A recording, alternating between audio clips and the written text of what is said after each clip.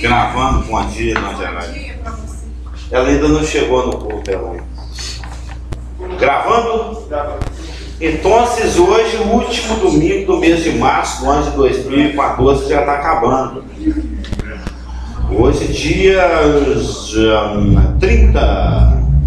30 de março, eu vou aproveitar que o Marcelo está de rosa.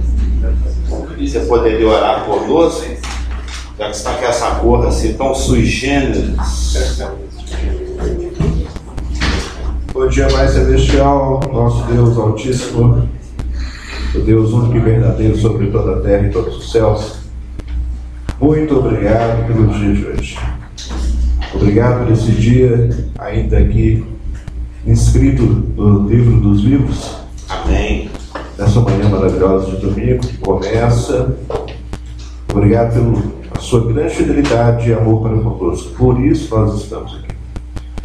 O Senhor nos ama e move o nosso íntimo, e nós, pela fé, atendemos e deixamos o Senhor nos encaminhar, e estamos aqui agora.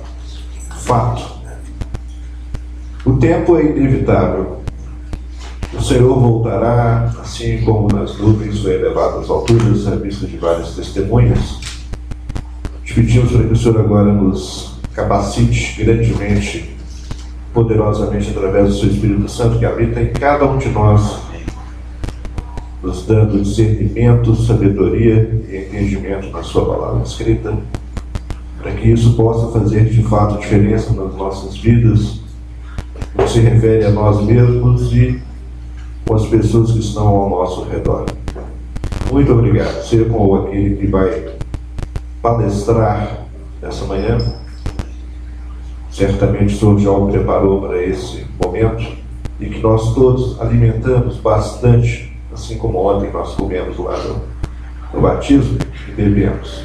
Que assim seja, em seu nome, Senhor Jesus Cristo, a quem pertence toda a honra, toda a glória e o louvor, no passado, no presente, no futuro, pelos séculos dos séculos. Amém.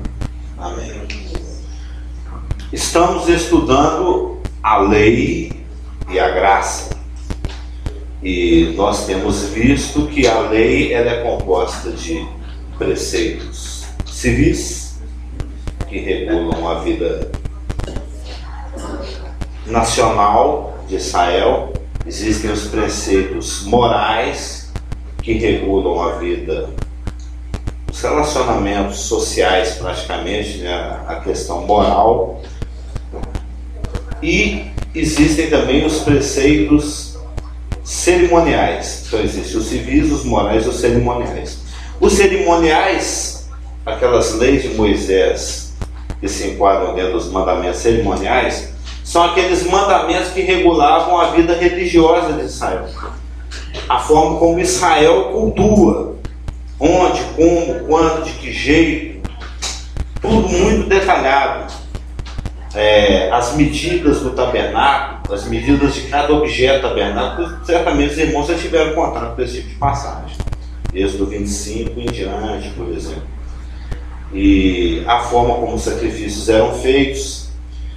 E nem as leis civis, nem as leis morais e nem as leis cerimoniais nos tangem, nos apetecem, tem a ver conosco, nos interessa.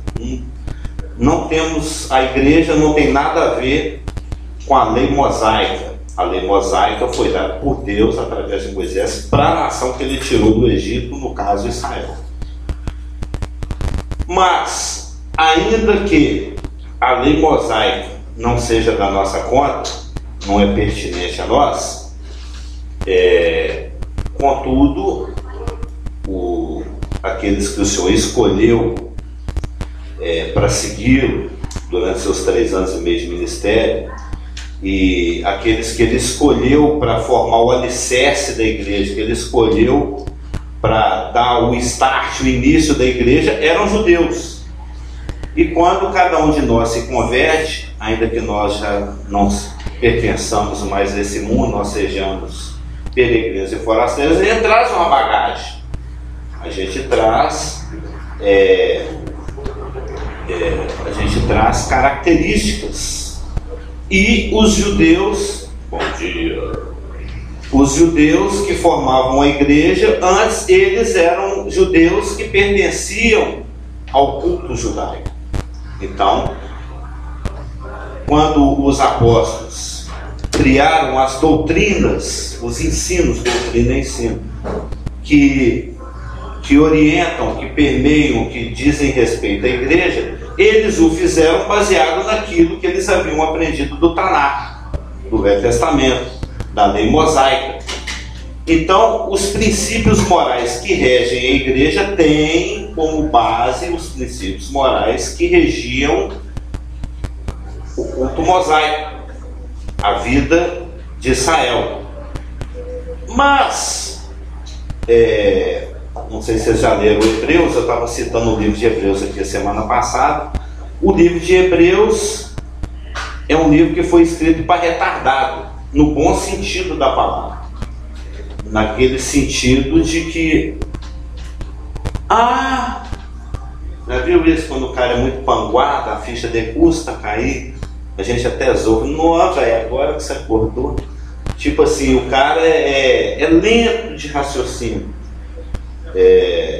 Não é a pessoa especial que eu estou falando, nesse sentido, é a pessoa que tem deficiência mental. O retardado é aquele cara que custa cair a ficha, que custa acordar, que custa perceber as coisas.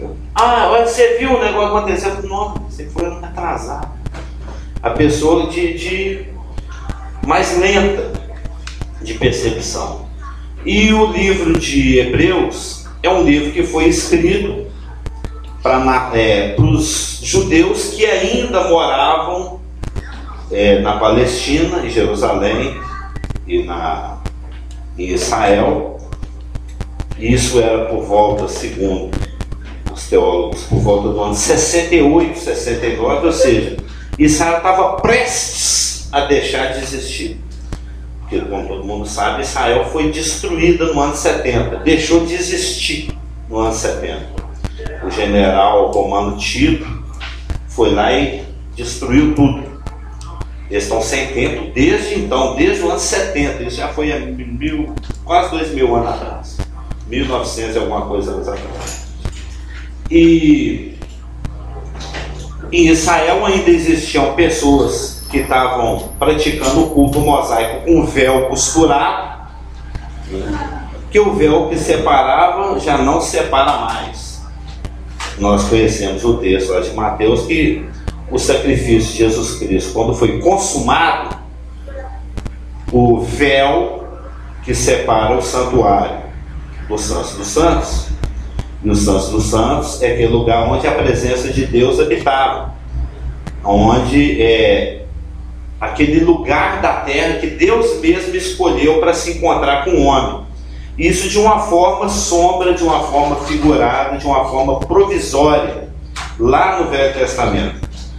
Então, quando o sacrifício de Cristo foi consumado, o véu rasgou. Ele foi rasgado pelo próprio Deus, porque foi de cima para baixo. Deus com isso estava dizendo, o que era temporário caducou, já era. Agora uma nova aliança, uma nova forma de relacionamento está sendo estabelecida pelo sacrifício perfeito, completo, tetelestai de Jesus Cristo, do qual tudo aquilo que fazia parte do Velho Testamento e do culto do Velho Testamento era apenas uma sombra.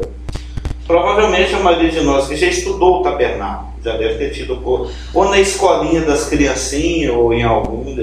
Todos nós sabemos da tipologia do tabernáculo, dos sacrifícios, dos objetos, o candelabro, eu sou a luz do mundo, a mesa de pães, eu sou o pão da vida, ele é o nosso intercessor, ele é o nosso sacrifício, é o Cordeiro de Deus, é a madeira da acácia que representa a sua humanidade, o ouro a sua divindade, o azul a sua celestialidade, o branco a sua santidade. Tem toda uma simbologia, toda uma tipologia, ou seja, o judeu estava sendo preparado para que quando João Batista falasse assim, eis o Cordeiro de Deus, é aquele ali, todos os judeus falaram, opa, é esse aí que nós estamos esperando há muito tempo. Só que, como eu estava falando, eles são meio retardados, meio lento de percepção, eles panguaram e não viram. Eu estou querendo fazer uma pergunta a respeito desse véu rasgado de cima a baixo.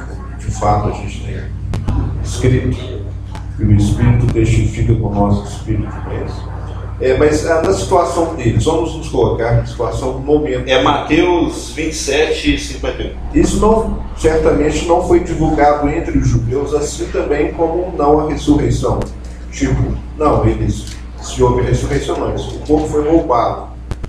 Houve certas coisas ao redor do que estava acontecendo que eles tentaram manipular para cair por terra, o que se refere a Jesus Cristo. Nesse caso do véu, porque aí relata que assim que ele entregou o Espírito, o véu foi rasgado de cima a baixo, certamente o sacerdote estava no momento, e os que estavam levitas, talvez, eu não sei como é que estava a situação, eu também penso, tudo faz parte dessa resposta.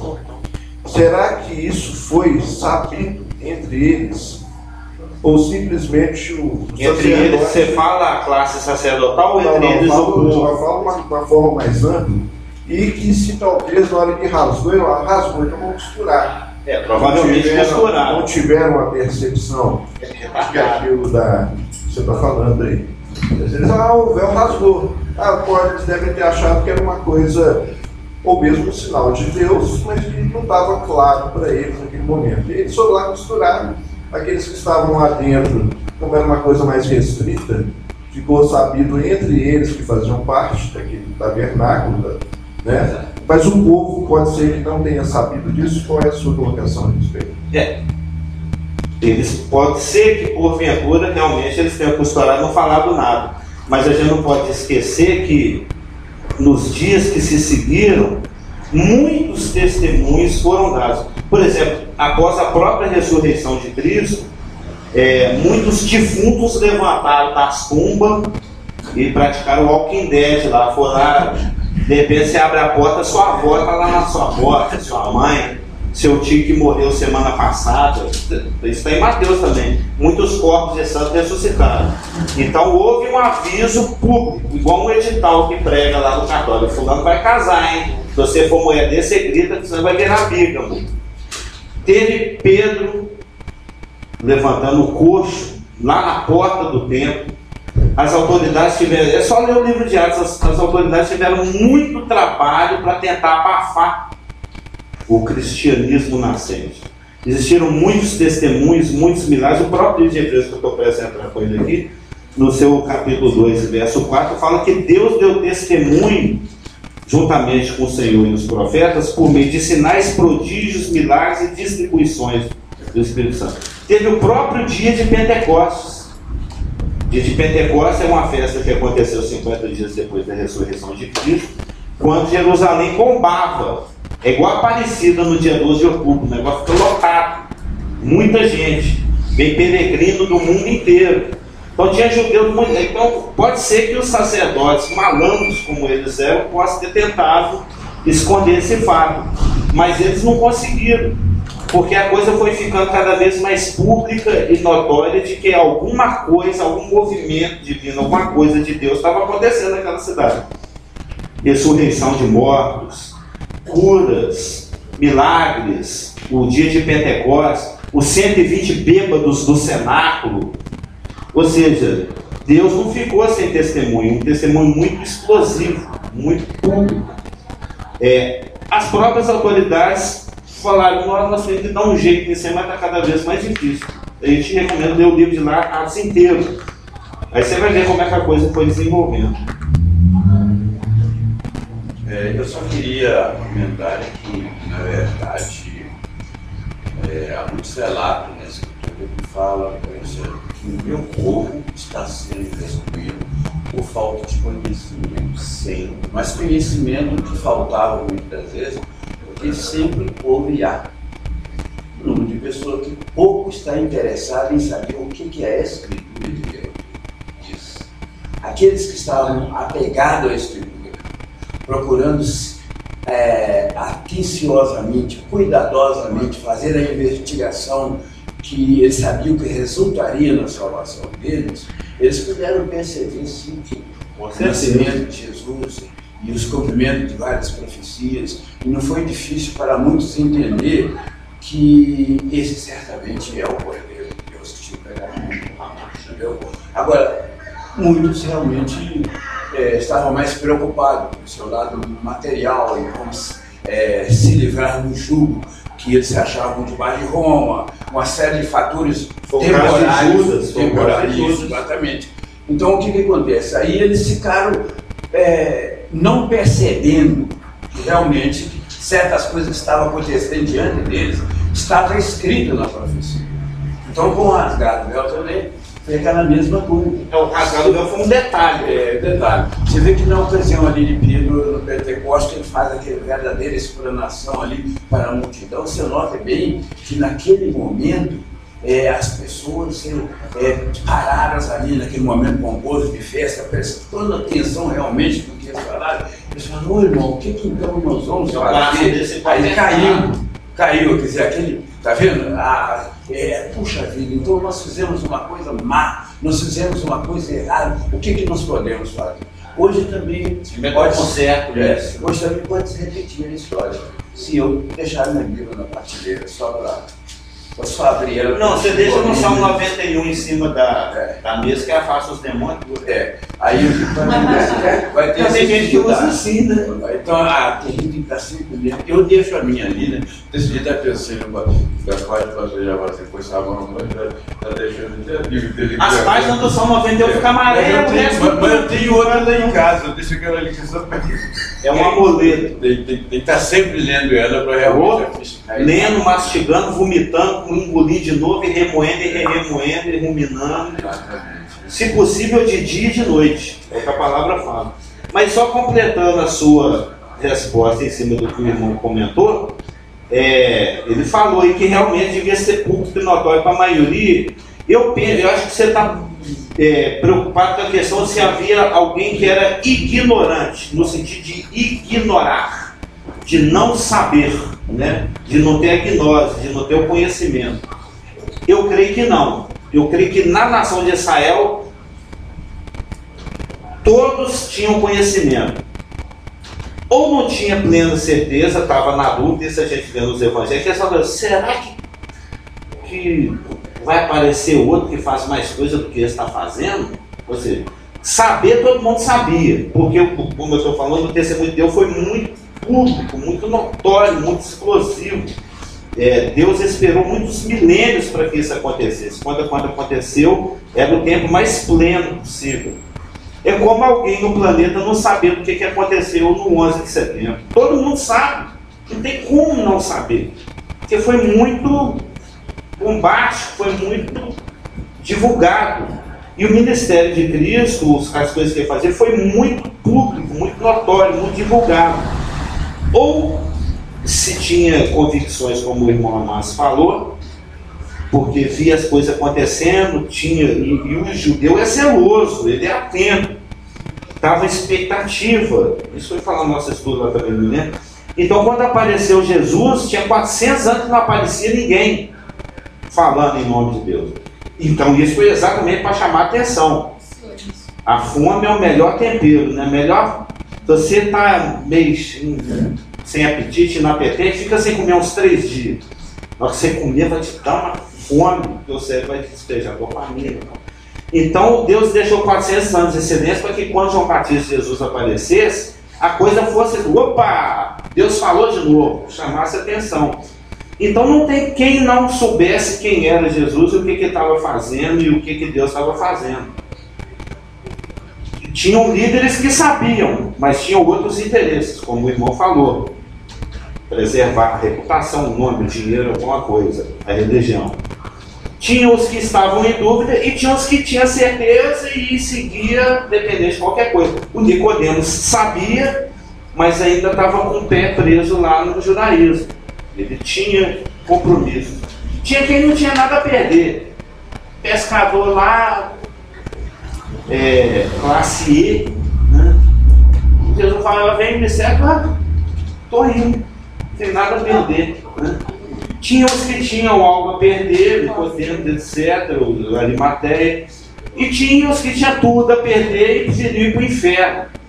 E tinha a turma que ficava na dúvida. Então, ignorante não tinha ninguém não. Todo mundo sabia. Com relação ao rasgar do véu, por que aquele véu foi rasgado? É uma pergunta retórica, né? Seu irmão sabe. Né? Jesus, ele fez operou muito. Todos nós pensamos que era Jesus fazendo os milagres, porque todos viam Jesus. Mas e o Pai que estava em Jesus? Quem via? Só Jesus. E quem operava os milagres era Jesus. Quem rasgou aquele véu foi o Pai. Né? Aquele véu era para quê? Aquele véu era para ocultar do homem pecador ver diretamente no santuário que se o homem visse, morria. Visse ou tocasse, morria. Então aquele véu foi rasgado. E o rasgar daquele véu, ninguém viu fisicamente, ninguém tocar naquele véu. Aquele véu praticamente se rasgou sozinho, porque era invisível o causador daquela ruptura. Deve ter sido a mesma mão que escreveu lá no Palácio do Belsazar. Exatamente. Então, ali é o seguinte, tinha muitos interesses que não eram de Deus para mudar o sentido da situação.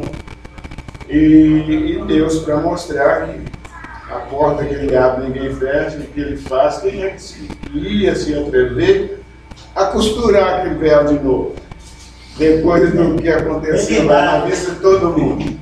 Mas que o culto judaico continuou ainda por mais 30 e tal anos. Depois da morte de Cristo. 35, 37. Certo, mas porque eles queriam continuar com aquele véu. Porque para eles não gosta, né? Para eles não interessava. Estou pensando, como foram eles mesmos, teve toda a ordem, como que era feito, até como que era a trama desse tecido, desse véu. Não sei se até fabricavam, talvez eles tinham. De repente tinha um backup, né? Tinha um. Rasgou, pega o outro. Instrumentos de mas que o culto judaico caduco e prescrito e passado continuou por mais 30, quase 40 anos, continuou. Aquele rasgar de véu, quer dizer, no meu entendimento, era o fim dos costumes da lei. Exatamente. Deus está falando, o judaísmo já era. Isso. Moses dera, lembra disso? Então, quem vivia sob o costume da lei queria que continuasse aquelas coisas da maneira incorreta que estavam. Eu não diria incorreto, diria incompleto. Incompleto. Quer dizer, o judeu completamente diferente do que Jesus estava trazendo ali, né, na vinda dele para todos nós. A diferença de Jesus e do homem comum. Estava trazendo ali uma revolução. Sim. Né? Aliás, uma das coisas que mais instigava a hostilidade dos contemporâneos de Jesus contra ele era o fato de que eles achavam que Jesus veio para acabar com tudo, destruir o santuário e abolir a lei mosaica, mas não era. Ele veio para aprimorar, para levar para uma excelência. Isso. Mas eles falaram, eu ouvi falar que ele disse que ia destruir esse templo aqui. Eu vi ele está acabando com a lei de Moisés. Mas o propósito dele não era esse. Ele não veio para ele, tem esse versículo, não veio para revogar, ele veio para cumprir. Exatamente. Dar cumprimento e levar para um outro nível de excelência. Ou seja, ele estava querendo passar os judeus de ano. Chega de pré, já brincou muito com massinha, muito com giz, com muito guache. Vão aprender mais coisas, vão evoluir, vamos aprimorar. Exato, é o apelo do livro de Hebreus, que eu estou falando que é o livro escrito para retardar no bom sentido. Pessoas tardas de aprendizado. Entendeu? Isso está em Hebreus 5, versos 11 em diante. A esse respeito temos muitas coisas que dizer e difíceis de explicar, porquanto vos tende tornados tardios, tardios em ouvir. Pois com efeito, quando devíeis ser mestres, atendendo ao tempo decorrido, tendes novamente necessidade de alguém que vos ensine de novo quais são os princípios elementares dos oráculos. Ou seja, era para ele estar comendo alimento sólido, e o escritor de Hebreus está falando: eu estou precisando dar leite para vocês de novo, vocês não querem crescer. Um novo horizonte, uma nova perspectiva no relacionamento do homem com Deus foi aberto através da pessoa de Jesus Cristo. O judaísmo caducou, e isso foi explicitado pelo rasgado véu. Então, o livro de Hebreus é um livro que convoca os judeus que estavam prestes a perder a sua capital, 1 ou 2 anos depois isso iria acontecer. Ele convoca os seus leitores a perceberem a superioridade da pessoa de Jesus Cristo e da sua obra. A palavra-chave do livro de Hebreus é superioridade. Basta dar uma varrida rápida, uma leitura rápida do livro de Hebreus, você vai ver que do capítulo 1 até o último capítulo ele fala: Jesus é superior, é maior do que os anjos. A pessoa de Jesus é superior a todas as outras pessoas que já apareceram da história de Israel. E ele cita vários, Abraão e etc. Os mais honrados, inclusive. O sacrifício de Cristo é superior, é maior do que os sacrifícios temporários que faziam sombra lá do Velho Testamento, os de cordeiro e etc. O ministério de Jesus Cristo é maior, é superior ao ministério judaico. O ministério legislativo de Jesus Cristo é superior e maior do que o de Moisés, que foi o maior do judaísmo. Tem várias outras comparações. O sacerdócio de Jesus Cristo é superior ao sacerdócio levítico.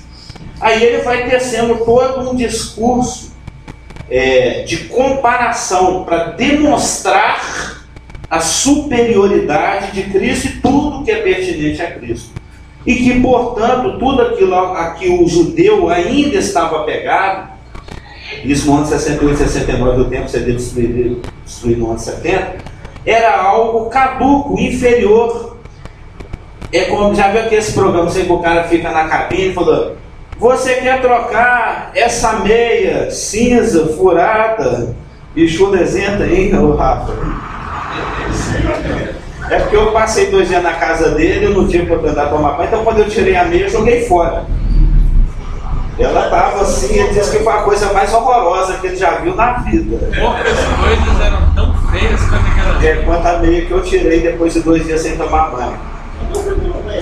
No hospital, não tomo banho no hospital, não. Não. Mas já chegamos cansados, madrugada para acordar daqui a pouco para voltar. Eu falei: não vou tomar banho. Eu tomei ontem de noite. Quase que eu não tomei ontem. Eu ia deixar para hoje de manhã. Talvez eu tomasse e ia para hoje de noite. Mas o francês, ele toma banho uma vez por ano. Inclusive, depois vocês procuram entender por que os casamentos de maio é o mês da noiva. Porque maio era o mês que as mulheres da França tomavam banho. E por isso do buquê, e elas carregavam ele assim. Porque se tampava o cheiro, isso é fato, isso é história. O francês tomava banho uma vez por ano, em maio, então aproveitava para casar. Era o início do verão. Exatamente. De fato, isso é bacana. Porque tomar banho uma vez por ano? A coisa, ela traz, o Espírito Santo traz o esclarecimento. Sim. E é esse o barato da escola dominical também, porque no decorrer do que você foi explicando, aquilo que a pergunta que eu te fiz, de fato, a gente começa a perceber, também pela fala dos irmãos aqui, que, de fato, como você falou, foi uma explosão.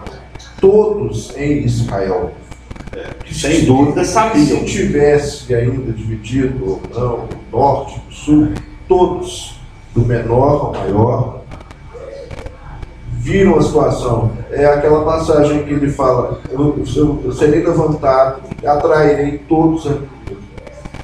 Pode até ser que na hora que a gente está aqui falando a respeito do véu, de quem estava lá dentro, que pode ser também que também não tinha ninguém lá dentro, ficava todo mundo de alguma forma tentando olhar a situação, mesmo que não aparecendo. Um espetáculo estava acontecendo lá fora, Jesus sendo destruído. Estava sendo destruído.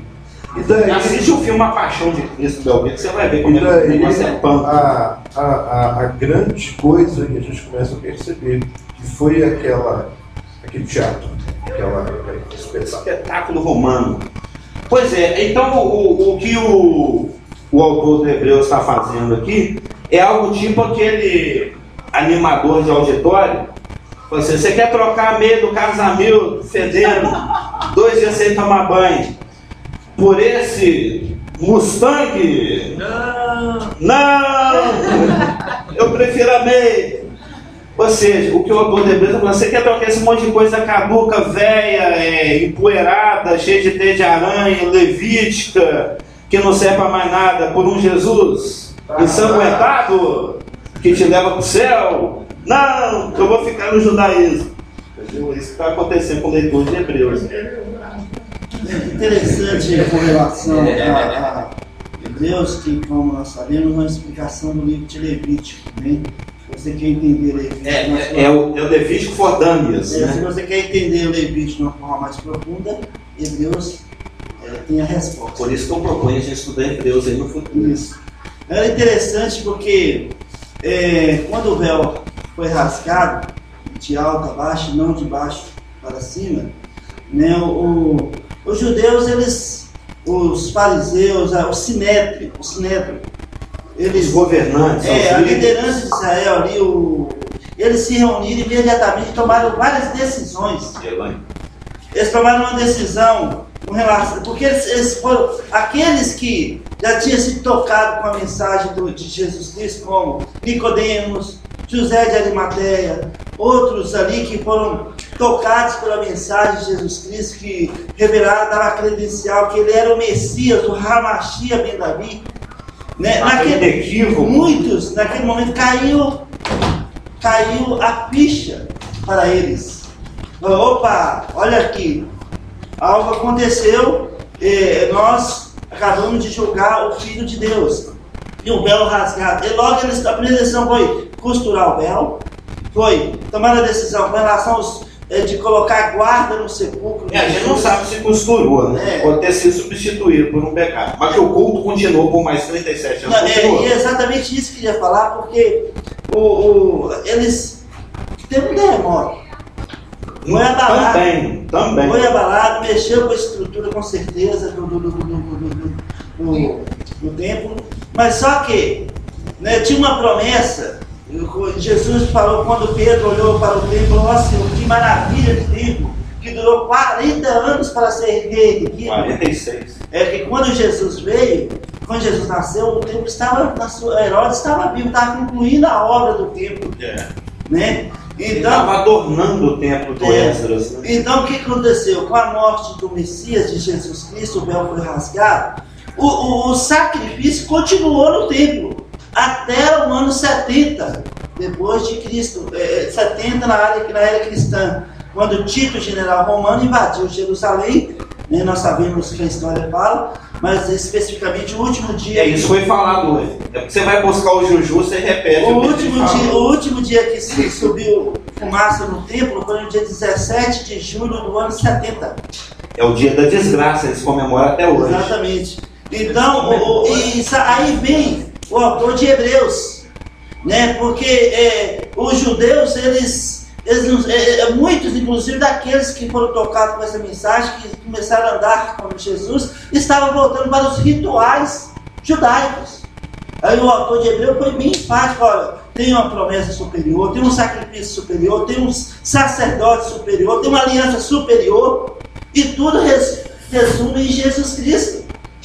Então, o Hebreus foi escrito em 68, na era cristã, 2 anos antes do templo ser destruído. Né? Então, é interessante ver... É o último aviso de Deus. Porque a palavra de Deus, ela vai se fechando. Olha, Deus fala, Deus faz, e é um pacto. Então, tudo que Deus falou no Tanakh no hebraico, que é o Neviim, Ketuvim. O Tanakh é até um acrônimo, a Torá, Tá, Naviim e CH de Ketuvim. Que a Torá é formada pelos 5 livros do Pentateuco, os Salmos e Poéticos e os Proféticos, né? E todos eles vão fechando na pessoa de Jesus Cristo. Porque o testemunho de Jesus é o espírito da profecia. Então é fantástico quando você pensa no fundo histórico, você vê como Deus ele faz as coisas se convergir, né? Lembra que você usou essa palavra? Convergir. Né? E tudo se concretiza na pessoa de Jesus. Então é fantástico o livro de Hebreus e é fantástico você considerar o pano de fundo, porque o judeu é indesculpável com relação à pessoa do seu Mais do que todos, né? Todos são, eles são mais ainda. Por quê? Porque Romanos 3, Paulo fala, eles eram os detentores, eles eram os responsáveis pelos oráculos, pela profecia. Eles eram os responsáveis. Sim. Eles sabiam que naquela data o Messias de Israel viria. E eles seriam descendentes de Davi, tudo ia acontecer. O Daniel já tinha avisado. Os profetas Isaías. Não, Daniel deu a data. Isaías falou de quem seria, como seria o nascimento dele, como seria o ministério dele, como seria a morte dele. Daniel deu a data dele. Miqueias falou a cidade que ele nasceria. Tudo foi. Não, eles eram tantos detentores dos oráculos que foi um gentio lá consultar onde é que o Messias está nascendo. Os caras, é lá em Belém, e continua lá deles. O Messias está nascendo lá em Belém. Romanos 3 fala que E ficar panguando, retardando. Então é fantástico quando você considera esse pano de fundo. Você vê que, por isso que quando nós falamos da salvação de Jesus Cristo, tem de nascer de novo, é porque a palavra de Deus fala isso. E sabe quando a gente responde a palavra de Deus? É para toda a eternidade, para todo sempre. É fantástico. Nós temos uma oportunidade única. O momento que nós vivemos é absurdamente, o que ele falou, ele resumiu tudo, é para o resto da eternidade. A coisa é tão fantástica, é tão profunda, porque agora o objetivo é chegar nisso, essa caduqueza do judaísmo, que foi uma sombra, né? Que foi uma prefiguração de algo maior e superior que nós estamos vivendo nesse momento, que é o sacerdócio de Melquisedeque, né? Eu lembro do Meleque. É o Melquisedeque. O meu rei, ele é justo. O Melquisedeque. O rei justo. É um sacerdócio superior que foi estabelecido por Jesus Cristo e do qual nós da igreja participamos a partir da sua morte e ressurreição, e que substitui o sacerdócio de Levi, o sacerdócio judaico, que era uma sombra desse sacerdócio. Então o livro de Hebreus, por exemplo, no capítulo 10, verso 1, a gente já leu isso na semana passada, diz que a lei é uma sombra de bens vindouros, não a imagem real das coisas, porque o sacrifício de bode de cordeiro nunca jamais ia redimir ninguém. Eles faziam uma sombra, apontavam para um sacrifício maior que estava vindo, que ia realmente efetivar isso. Em Hebreus 8:5 diz que aqueles que ministravam lá na velha aliança, na aliança que agora é caduca, na aliança velha, levítica, eles ministravam em figura e sombra de coisas celestes que estavam por vir, superiores. Em Hebreus 9:9 diz que as coisas que aconteciam no Velho Testamento, eu até vi uma frase recentemente, agora não lembro exatamente ela, que fala que o Novo Testamento ele traz um ensino direto. Já o Velho Testamento ele ensinava mais pelo exemplo. Não são coisas. Nós extraímos doutrina do Velho Testamento. O Velho Testamento é válido porque Romanos fala isso, 15:4, tudo é proveitoso. Mas aqui em Hebreus 9:9 fala que as coisas lá da velha aliança eram uma parábola para a época presente. Lembra do parabolê, do jogar do lado? Era jogado para ver se o seu olho acompanhava o que foi jogado, para você prestar atenção no que realmente Deus estava querendo chamar a atenção, as coisas superiores. Então, aquilo que compunha a lei de Moisés, no que diz respeito à lei cerimonial, não estou falando da moral nem da civil, a lei cerimonial que regia o seu culto, fazia sombra de um ministério, de um sacerdócio maior que estava por vir. E ele veio com a rasgância do véu. Ele veio com a tetelestância da obra de Jesus Cristo, com a sua obra completa, perfeita, na qual não falta nada, e da qual nós participamos. É rapidão. Vou ficar com nós ainda temos mais 8 minutos, quiser falá-los. Para nós que cremos, o último sacrifício foi a morte de Cristo. Isso não é um título de livro, né? O último sacrifício. O último sacrifício. Não dá um insight aqui. Para nós que cremos, o último sacrifício foi a morte de Cristo. Sim, com certeza. Tanto é que o véu rasgou. Isso. E o sacerdote atual é Jesus. Sim. Segundo uma nova ordem que foi estabelecida, minha secretária para anotar isso, antes que eu esqueça, tem a gravação. É um nome de livro, o último sacrifício. Jesus é o sumo sacerdote, segundo a ordem de Melquisedeque. Isso é o nosso assunto. E nós que recebemos a Cristo e a justiça de Deus foi satisfeita na pessoa de Jesus Cristo, nós que foi imputado em nós pela fé, sim, agora nós somos sacerdotes santos, sim, de acordo com 1 Pedro 2,9. Vós sois raça eleita, sacerdócio. Está roubando minha escola legal. Esses versículos serão citados. Ou seja, a coisa agora ela é tão... É porque Deus, ele age muito na miúda. A coisa vai acontecendo ao longo da história, porque para que a coisa seja percebida pela fé. Você crê, você não crê. E o pastor falou uma coisa ali muito impactante, porque as ações daqueles que nascem de novo, as decisões que nós nascemos de novo da presente dispensação tomamos, afetam não apenas o presente momento, mas toda a eternidade. Já viram aqueles filmes de viagem no tempo? Que às vezes acontece um evento é mudado lá no passado e aquilo vai mudando tudo.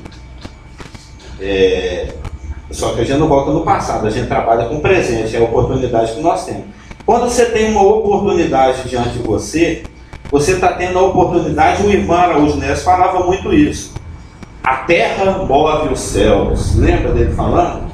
A terra move o céu. Se algo tiver que acontecer desse planeta, não vai ser o Obama nem ninguém que vai decidir, não. Vai ser o crente que ajoelhar e orar.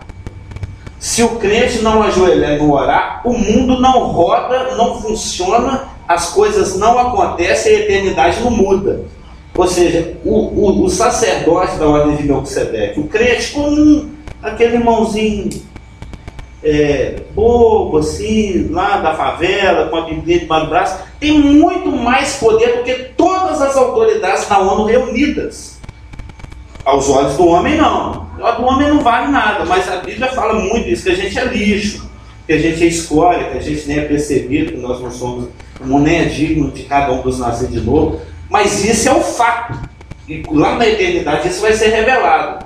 As ações, as nossas ações de um crente humilde, que até conhece pouco a Bíblia, mas tem sinceridade de nascer de novo, se ele orar, a coisa muda muito mais do que o G8 se reunir e decidir. O que o G8 reunir e decidir for contrário ao que um crente orar, Deus anula lá aquele conselho dos poderosos nucleares cheios de bilhões de euros e favorece o que o crentinho bobinho, só tem um chinelo, um dos pés do chinelo, inclusive, está preso com o grampo da mulher lá de baixo, que já arrebentou. Acho que é o caso da mãe. Pode chorar, pode. Mas isso é fato. Mas isso é fato, é fato. É real. Lembrou, Marcelo? Um rapaz que foi no banco, só de camiseta, short e chinelo. Foi lá para um cartãozinho para receber o dinheiro. E chegou na porta, não entrava de jeito, não travava a porta toda hora. Aí o cara não ia tirar a roupa, tirou e continuou travando. Aí quando foi ver, era o preguinho que estava debaixo do chinelo. E quebrou e passou. Entrou seu confete, né? Aí o chinelo quebrou, soltar. Um rapaz que está com a linda camisa, que eu nem sei definir a cor, vai fazer um comentário. Aí ele está Todo culto ele vem igual eu, não sei como é que ele faz, você deu uma O papo dele é mais bonito. todo culto ele tá parece que passa uma mensagem apagada. Agora que eu chegarei, o retardado. Toda semana ele faz isso. É só, na realidade, não é nem uma pergunta, mas é só por causa da colocação do Geraldo. Ele falou a respeito e depois falou Nação Santa. A Nação Santa aí não cabe. A Nação Santa é referente a Israel. Sim, mas o Pedro É o povo Santo santo. fez uma aplicação para a igreja em 1 Pedro. Ah, tá. Realmente, aquele versículo está lá em Êxodo 19. Mas da mesma forma como Deus convocou através de Moisés a nação de Israel para ser separada para ele, para o seu uso, Pedro fez também na sua carta convocando a igreja. Da mesma forma como eles eram uma nação separada com um propósito específico, a igreja também o é. E Satanás, ele sabe disso. Ele sabe já que eu citei o Ivan Araújo Neves, membros lá da nossa antiga comunidade, que aqui é a comunidade versão 2, né? Era a versão 1. Que os céus movem a terra, a terra move os céus, ou seja, as coisas só acontecem se o crente se mover e orar. Lembra dele falando isso, que a terra move o céu? Falando a respeito da importância do poder da oração.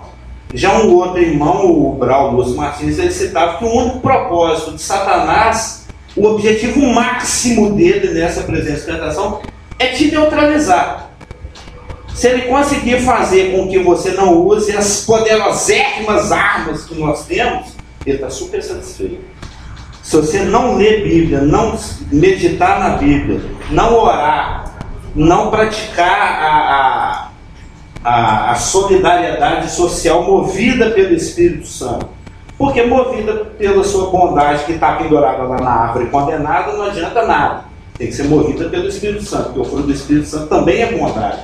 Ou seja, se você não se permitir exercitar aquilo para o qual você está capacitado, aí entra o estudo dos dons do Espírito do Ministério, Satanás está super satisfeito, porque ele sabe que a única coisa que realmente conta e que é importante no planeta nesse momento são as ações da igreja. E o inferno trabalha full-timecamente para que a igreja adormeça, não opere, porque ele sabe que quando a igreja opera e avança, ele simplesmente não existe. Porque Jesus Cristo prometeu em Mateus 16 que as portas do inferno simplesmente não prevaleceriam contra a igreja. Então, se a igreja se move, já era para Satanás. Então, o objetivo agora desse estudo é trazer para os irmãos a consciência da superioridade e da excelência do ministério do qual nós somos, não porque nós merecemos, não é pela graça, isso todo mundo sabe, do qual nós somos participantes, e o poder que está envolvido no exercício desse ministério. Porque a única coisa que Satanás não quer é que nós saibamos disso e percebamos isso. Porque às vezes, por qualquer motivo, algo está diante de você acontecendo. Igual a situação que nós vivemos nos 2 últimos dias. Você pode fazer duas coisas: deixar a coisa rolar e ver o que dá. Já citando um outro irmão também, você pode viver em mistério ou em mistério. Você pode viver em mistério, né, boiando, sendo levado pela circunstância. Você pode viver o mistério de Deus para a sua vida, né? Porque Deus tem um mistério para você. É um mistério até o ponto que você deu o próximo passo. Que lâmpada para os meus pés, a tua palavra, você vai dando o passo, ele vai revelando o próximo. Ele não revela o passo que você tem que dar daqui a 10 anos. Ele revela o próximo passo que você tem que dar depois que você deu do pé direito, ele te fala do esquerdo. Então você tem duas formas de lidar com as situações, né? Minha filha vai ser operada. Deixa a coisa acontecer, ou eu uso o poder de ministério, meu Melquisedeque que eu tenho, e falo: Seu Deus, ó, eu te quero nessa situação aqui, e quero que a coisa aconteça de tal e tal forma. Se você orar, existe 999,100% de que a coisa vai ser da forma como o Espírito Santo te conduziu para orar. Ou depois você pode chorar e falar assim: não, você podia ter orado, né? Agora que deu. Merlin, né? já era. Ou seja, mas na hora que você está para tomar essa decisão, se você exercita o seu sacerdócio ou não, Satanás ele vai trabalhar no sentido de que você tenha meias verdades e não chega a efetivar realmente. Meias, eu lembrei da meias. Meias verdades. Lembra lá o faraó? Moisés falou: eu quero, deixa sair meu povo. Eu quero meu povo livre. E o faraó foi cedendo aos pouquinhos. Não, leva então os homens, leva os homens meus bezerros. Ele foi cedendo aos poucos. Até que Moisés falou: não vai ficar nenhuma unha, vou levar tudo. E ainda levou dinheiro dos egípcios. Além de ter levado tudo, ainda levou deles. E Satanás vai falar assim: não, senhor, mas você também não precisa orar, não. Tenha só um pensamento positivo, leva um pensamento positivo ao Senhor. Tenha só a intenção de orar, que já vai funcionar. Não, o trem é orar mesmo. É pôr palavra, explicitar e ser, como também o nosso antigo pastor ensinava, o mais específico possível. Não, esse é o pastor mais antigo, esse era o Glaicon. Isso há 333 anos atrás, eu aprendi com o Glaicon o seguinte: ó, se você for orar, seja o mais específico possível. Você fala assim: Senhor, me dá um carro. Você pode acordar com a Brasília na sua porta. Você fala assim: Senhor, eu quero uma Mercedes SLE prata, blá blá blá blá. Aí você, quando a coisa acontecer, falou: opa, esse aqui foi Deus que deu. Isso é interessante, é muito interessante, de fato, porque aconteceu comigo essa semana com a minha cachorra. Eu cheguei a... Passou o pensamento. A cachorra, você fala, é um animalzinho. É um animalzinho que eu tenho em casa. Desculpa a imagem. Não, porque pode ser um apelido carinhoso, né? Não pode ser um apelido carinhoso. Misericórdia desse homem. Não, mas tem gente que tem uma mulher que chama ô meu cachorrão e tal, de repente. Sabendo. Outras facções. Então, meu analista, eu chamo a atenção na hora. Bom, então. Mas tem, acontece. Eu estava sentado na mesa e do nada, quer dizer, nada, a gente sabe que não é nada, né? É o Espírito Santo é que te dá e você, quando tem percepção, entendimento, você percebe ali, mesmo que passe 5 minutos depois da ação que você fez. E eu simplesmente pensando com os meus botões: poxa, minha cachorra deve estar morta, já morreu. No fundo, eu esperava que ela estivesse sempre viva, mas eu cheguei a pensar: não, ela deve estar morta pelo tempo. Então, que ela fosse incluída sem água. E aí eu orei por ela. Veio aquele pensamento: eu vou orar por ela. E orei. Isso pode ter parecido ridículo. É evidente que ninguém ficou sabendo. Eu fiz uma oração no silêncio e tudo. Mas pode parecer isso para quem ouve uma coisa ridícula, você orar pelo cachorro, sendo que você tem outras preocupações, de fato, são muitas coisas para envolver. Mas naquele momento eu tirei aquele tempinho e orei por ela, pedindo a Deus que a protegesse e a preservasse e que desse alimento para ela, sendo que não tinha alimento. Quer dizer, eu ia comer grama, de alguma forma. E quando eu cheguei ontem, lá em Lagoa Santa, como foi visto, Você falou do cachorrão mesmo. Igual ontem em Lagoa Santa, visto por várias testemunhas, eu saí do local onde a gente foi no quarto e fui exatamente.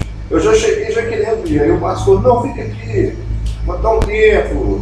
E eu falei: poxa, tempo? Eu já estou. Era para ter ido já ontem, eu ainda estou aqui. Mas de fato cheguei em casa, viu, Geraldo? Tu não está sabendo como comunicação. É o testemunho. A cachorra estava bem. Ela latiu na hora que a gente chegou, naturalmente. Meu cachorro me sorriu latindo, né? Aí eu desci lá embaixo, coloquei a ração. E é engraçado porque ela não comeu, ela não estava comendo assim. Ela tem uma mania, ela sabe. Depende, Deus fez com que ela tivesse um metabolismo tão reduzido que ela sentiu fome. De fato, a água estava no finalzinho e já estava esverdeada. Aí troquei a água e coloquei uma comida bastante. Mas ela também faz um pouquinho de hora com a minha cara, sabe? Se ela pudesse, ela fazia careta pra mim. Porque Ela, na hora que você está perto, ela come, mas na hora que você sai, ela para também. É uma oferência.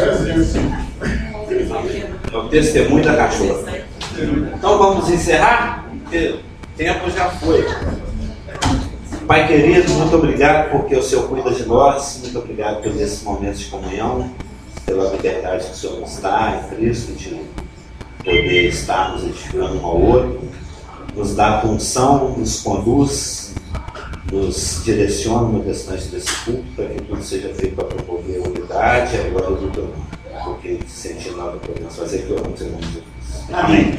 Nós temos 10 minutos, tomar um café ali, assim, só tudo. E rápido. Fica à vontade.